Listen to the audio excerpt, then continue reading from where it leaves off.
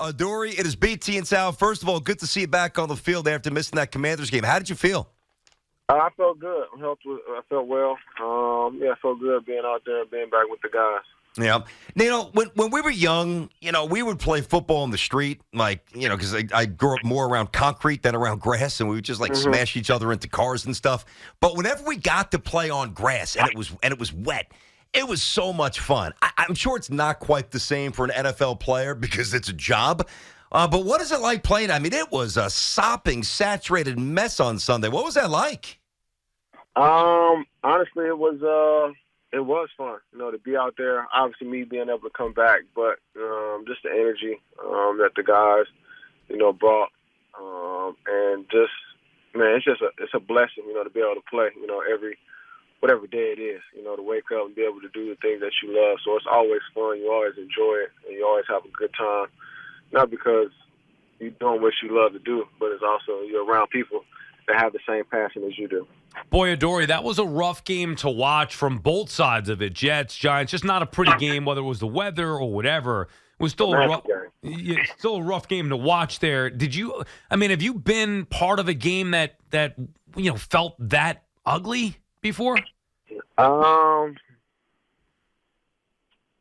No, going back and forth. I'm trying to think. Not that I can recall. Or you can count Pee Wee football, Adoree, if you have to. You got to go back that far. No. But no, I haven't. Not that I can recall a game that probably felt like, or the weather conditions going back and forth as the way it did. I can't recall a game like that. And then, Adoree, take us through what happened in overtime there. Obviously, you guys had the lead. The Jets with a miracle to be able to tie the game. Maybe got the benefit of a couple of calls as well. But take us through what happened there in overtime with the play involving you and the pass interference. Man, I should have just turned around and looked for the ball. That's the only thing that I can say on that play. The ref was doing his job, called the call that he called. Obviously, I could have turned around and looked for the ball. That's just it on my standpoint. There's nothing else to even elaborate on or say. Just turn around and look for the ball. And maybe, even though the ball, I heard the ball was way underthrown, maybe they don't throw that flag if I turn around and look for the ball. But that's just things that you go into practice or you re-note and get ready for the next time if you ever are in that situation. Just look, lean, locate, look for the ball. I did that versus Seattle. They still threw a PI on one of them. So it's just one of those things where you just never know. But if I get in that situation again, turn around and make the play. It's a tough balance, and I can't imagine because I've never been, put on the pads and played cornerback, but I did games at a college level, and I would always see the same thing from cornerbacks, and I wondered, with cornerbacks not getting their head turned around, are you guys taught to do that specifically? Because if you don't, and let's say the ball's not underthrown, then you're going to lose a step. But if it is underthrown and you don't look back, then you're going to have happen what happened to you. So you're taught specifically to do what on those plays? No, you see the receiver slowing down as I did when I seen him slow down. His eyes get big. Obviously, I'm looking at him, seeing his eyes get big, so I'm playing through the hands. Then as I see him slow down, as I'm running, he's slowing down, he's stopping, I'm seeing it, now I'm trying to stop. By the time I do that, he jumps into me, grabs my helmet, regardless if I try to turn or anything. That's why I threw my hands up. It's nothing I can do. I can't turn myself. He's jumping into me. It's just one of those calls, man, that obviously you want to look back for the ball. Obviously, you play through the hands when you're in position playing man-to-man. If you're in good position, turn to look for the ball. When you see him slowing down or you see his eyes get big or whatever it may be, try to slow down and look back for the ball. But how fast it was going, how fast I was going, no split decisions. It had to be right then and there. It just didn't happen. So, no, we're not taught to not do that. You're taught to look for the ball, lean and locate, play through the hands, and that's the case. That's what I was doing. So now I seen him slow down, tried to, slow myself down, but my momentum was going and didn't get able to turn around and slow down and look for the ball. Is that complicated with raindrops coming in your eyes? Nah, that had nothing to do with none of that. All right, stand up answer. I got you. It's Adoree Jackson with the Giants here on BT and Sal. So we've had you every Tuesday throughout the NFL season so far, and it's been a bunch of different conversations. You guys have played much more competitively for the past month or so. Even the Niners game, there was some remnants of you guys were in the game, the Bills game, of course. You beat the Commanders. Jets game goes down to the final gun. But here we are. It's basically November, and the trade deadline is today. So this is a very different Tuesday than we've had with you so far. Leonard Williams, highly respected, good player. He was shipped out to Seattle. What do you think happens? I mean, are you checking your phone, or do you think that there's a chance you can get dealt? Other players? What's going to happen here? You don't know. I'm not necessarily gonna sit here and say I'm checking my phone. I know if it rings. A lot of people don't call my phone, so my phone rings. Okay. It must be something that is needed or important to hear. And if something happens, like I always been saying earlier, I can only control what I can control. And if I'm put in, or me or any of my teammates are put in a situation where things are going to be different, I know it's in the Lord's best interest. He wouldn't put us in anything to harm us or hurt us. So that's just how I look at it. Not necessarily I'm on edge. Even when it was draft day, I can take you back 2017. I wasn't checking my phone or worried. I was just playing dominoes, just cooling it, because at the end of the day, it's already written. We talked about that before as well, things being already written, that the Lord has it handled. So you can't really stress or worry too much, although that's a man-made emotion, and we do that anyways. But just try to stay calm, poised, and level-headed, and if things happen that's out of your control, then that's all right. I got to ask you something, man. We're talking to Adoree Jackson here on the film BT and Sal. So your faith is unflinching, which is incredibly admirable. It's awesome, dude. And it's guided you, and I respect that. And I went to Catholic school my entire life. I'm a man of faith, but I feel like I think it comes easy to you. Like, for you to be so guided by something that you can't control is next level. How do you do that? Forget about football. Just person to person, man to man. How do you do that the way you do it? I think just how I was raised. My parents, especially my mom, being huge on church, being in there all the time on Sundays, seeing her in choir rehearsal, Bible study, different things like that, going to the Sunday schools in the Catholic or the Christian Yep. church.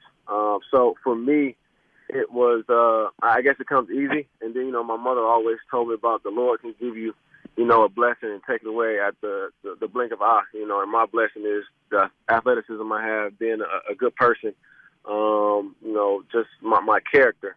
And, it's a lot of things that I grew up seeing or know of that didn't occur or happen to me. And that's just a blessing itself. I can wake up every day. I'm healthy. I can open my eyes. I can see. I can hear. I can smell. I can taste. I got feeling. It's a lot of things that go on in this world that we sometimes look at and we say, woe is me. Or, dang, I wish this, I wish that. But at the end of the day, it's a lot of other people that probably see us, no matter what you do in life, and say, man, I wish I didn't have this problem or I had their problems. The problems that sometimes we think are big or really minuscule, and they're not really that big of a problem at the end of the day. If you look at it, it's a lot of things going around in the world. It's a lot of things that go on in your neighborhood. There's a lot of things that people go through in life that you don't hear about or you don't know, and everybody's dealing with something. So for me, it's just always just trying to be that voice of reason and stay positive, because if you woke up, man, you really winning. No matter what's going on, you get to breathe, you're just alive. And that's just a blessing itself. And, we take a lot of things for granted. Having a car or being able to walk, being able to have money to buy food, have clothes on our back, have socks. Just the little things that we may take for granted that we shouldn't have. Sometimes I have to remind myself that, as well. If I do anything, just thank the Lord just for being able to have something small as that.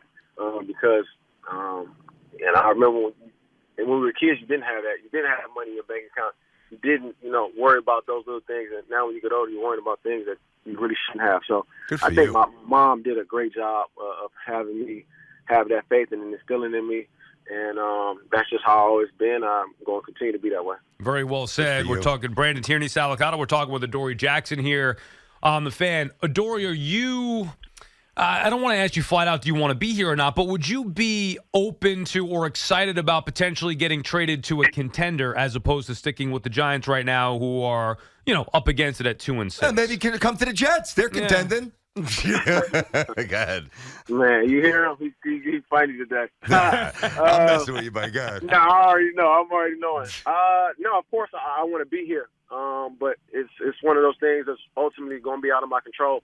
I can voice it. I said it in a bunch of interviews that I want to be here. I love being here with this organization, with the guys, specifically in the things that they do. They treat you well.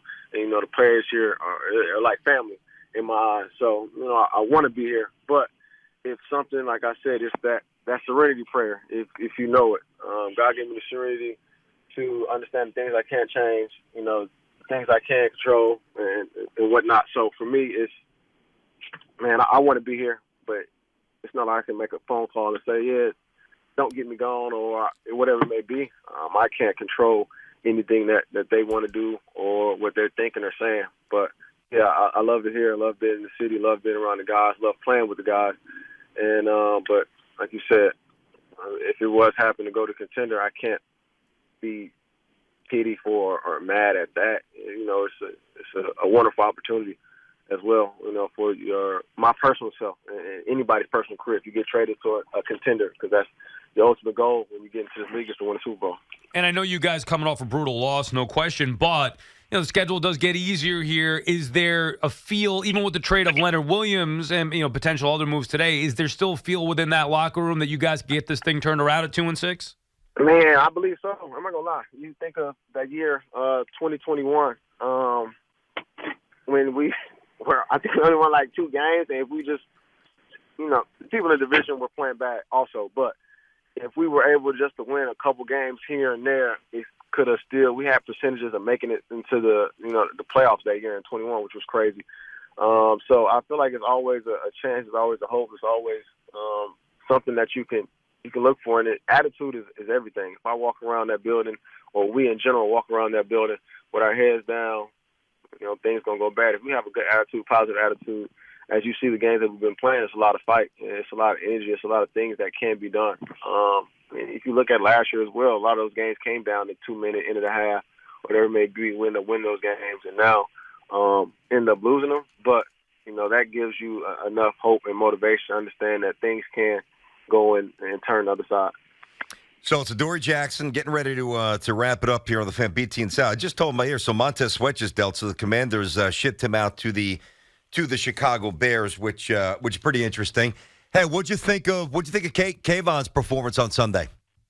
Man, a guy that just gets it done. We talked throughout these weeks about Kayvon. I always say the guy that just does his job, and sometimes it don't show up on the stat sheet. But, man, it's showing up on that stat sheet, and I'm happy for him and proud of him. Always, he works hard.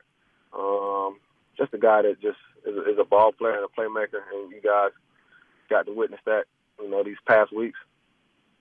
Was there something Adoree, was there something that he was asked to do differently this week?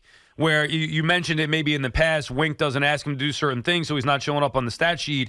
You can't deny the impact that he had on this game. Was he asked to do anything differently specifically this week against the Jets? No, just be himself, and that's what he did. Went out there and played a heck of a game, and I wish we'd have got the win, so it would have been more fulfilling for him and the team. But don't want to discredit his accomplishments of that game. He's a heck of a player, but no, it wasn't asked to do anything. He was just being himself, and he did it at a high level.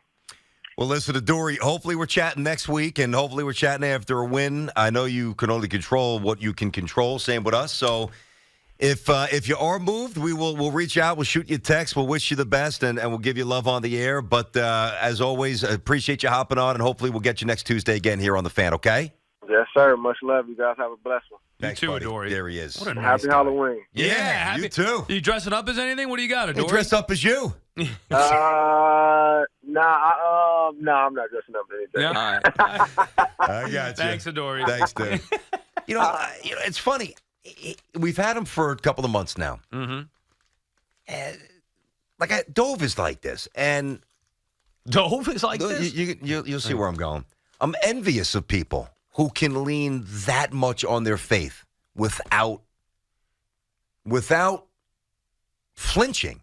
Like it's hard to do that. It's easy to say I believe in so and so. I go to church. I go to temple. I read Bible. I read whatever. Right? Those are amazing things, but it's hard. I admit it. As a human being, dude, it is hard to put your life, the direction of your life, in somebody else's, your maker's hands. Well- and Adoree Jackson does it very easily. That's